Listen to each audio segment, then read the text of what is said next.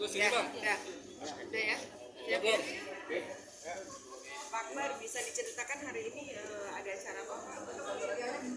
Hari ini acara kita mendengarkan penjelasan dari Mbak Putri yang kebetulan adalah jurukam ya dari DPR, khususnya untuk Gen Z dan milenial, supaya mereka mendapat wawasan bagaimana cara memilih pemimpin di 2024 nanti. Dan kita berharap bahwa dengan masukan dari Mbak Putri ini, teman-teman yang hadir di sini juga bisa memberikan pencerahan dan penjelasan kepada teman-teman mereka di rumah masing-masing. Terus kenapa Bapak memilih komunitas dari teman-teman yang tunarungu? Komunitas ini terus terang kami juga awalnya tidak tahu bahwa mereka mendaftar, bukan karena kami yang mencari mereka. Jadi kami menyebarkan flyer, mereka daftar dan ternyata cukup banyak, 15 orang lebih. Jadi langsung kami mencari penerima khusus supaya acara ini juga bermanfaat dan dapat sepenuhnya dipahami oleh mereka. Mbak Putri, bagaimana di sesi yang sekarang ini sesi yang Putri ya menjelaskan kepada teman-teman bagaimana harapan Mbak Putri apakah nanti akan sampai kepada mereka untuk memilih capres yang sebenarnya? Harapanku teman-teman tunarungu dan teman-teman Gen Z milenial semuanya nggak ada bedanya, kita punya kesempatan yang sama dan harapannya setelah ini kita akan menciptakan kolaborasi bersama teman-teman di sini untuk sekiranya apa aja program-program yang dibutuhkan sama masyarakat, sama teman-teman tunarungu, dan apa yang bisa kita kolaborasikan untuk bisa membantu lebih banyak orang lagi dan lebih banyak komunitas lagi. Bu Putri, seperti apa sih mengajak Gen Z itu untuk ikut serta mendukung Ganjar sebagai presiden nantinya? Yang pertama, Gen Z itu selalu kita ajak untuk berpikir secara kritis, logis, dan rasional gitu. Karena saya percaya teman-teman Gen Z juga teman-teman yang cerdas sekarang, dunia digital udah luar biasa masif, kita bisa ngecek track record-nya, kita bisa ngecek secara karakter kepemimpinannya. Jadi menurut aku udah nggak ada khawatir atau rintangan lagi untuk kita salah memilih pemimpin. Kalau sosok Ganjar di mata kamu seperti apa? Sosok Ganjar di mata saya dan beberapa teman-teman muda lainnya, kita percaya ketika berbicara dengan Pak Ganjar dan Pak Mahfud tidak ada sekat sebagai pemimpin gitu. Jadi mereka tetap menerima secara terbuka mengenai aspirasi kita sebagai anak muda, apa-apa aja program yang sebenarnya harus dilakukan. Terus juga Pak Ganjar begitu dekat dengan kita, bukan soal usia aja, tapi soal tata cara beliau, adabnya beliau, behavior dan sikapnya beliau yang membuat kita jadi cinta dengan Pak Mahfud dan Pak Ganjar.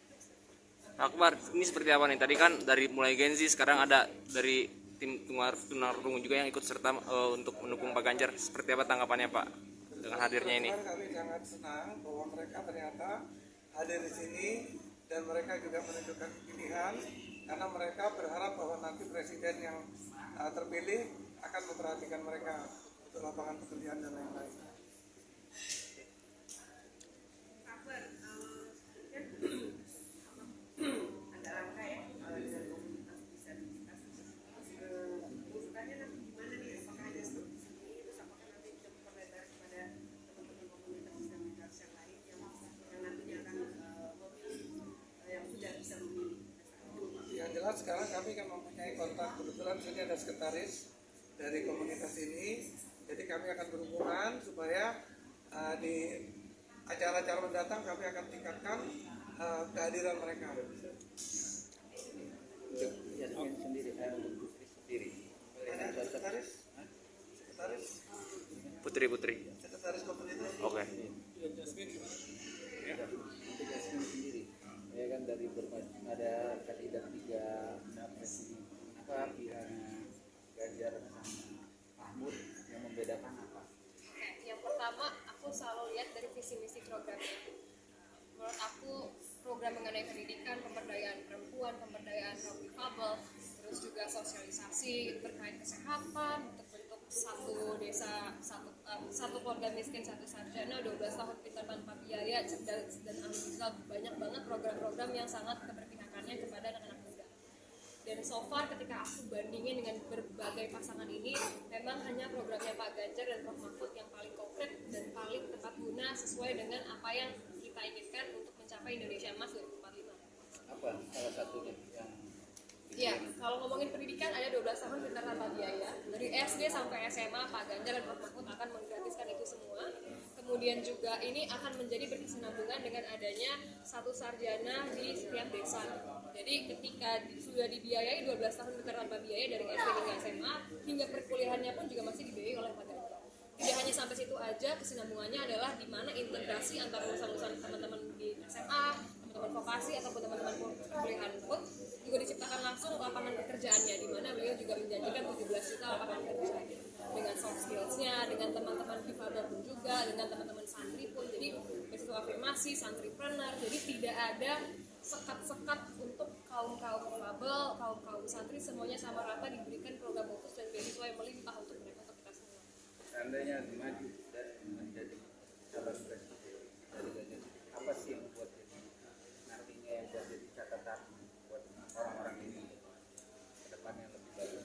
Oke, pastinya program untuk teman-teman difabel harus lebih diperluas lagi karena kesempatan kerjanya itu juga menjadi PR kita semua untuk meningkatkan soft skills, meningkatkan hard skill dari teman-teman difabel juga, karena kita yakin pasti teman-teman punya keterampilan khusus yang harus kita bantu, yang harus kita kita salurkan untuk bisa lebih berdaya lagi. Untuk slogan sendiri dari slogannya sendiri untuk Ganjar Mahfud apa? Ganjar Mahfud menang menang menang. Beda kalau Mbak yang sekretaris ya, dari teman-teman gimana sih bergabung dengan Gerah Putih, terus kedepannya mengajak teman-teman yang lain itu seperti apa?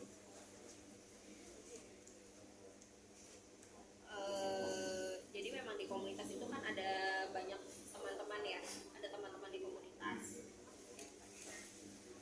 Jadi nanti rencananya dari teman-teman komunitas tuli yang lain, saya akan mengajak mereka untuk bisa terlibat di dalam kegiatan ini.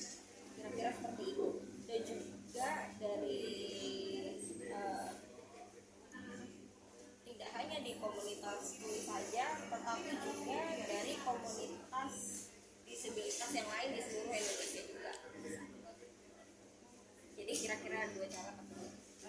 Caranya bagaimana untuk mengumpulkan teman-temannya ke Presiden Pak Ganjar? Saya pikir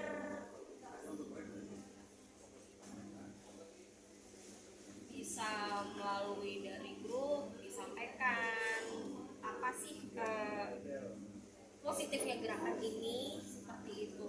Kemudian juga bisa melalui komunitas olahraga, juga melalui program-program olahraga, program-program pembukaan lowongan pekerjaan, atau juga pelatihan dan pemberdayaan. Jadi saya pikir dari isu-isu yang diangkat itu bisa juga digunakan untuk menarik teman-teman disabilitas yang lain untuk bisa terlibat dalam kegiatan seperti ini. Selain itu juga kan dari organisasi, dari komunitas kan ada data-data dari teman-teman anggota yang kira-kira potensial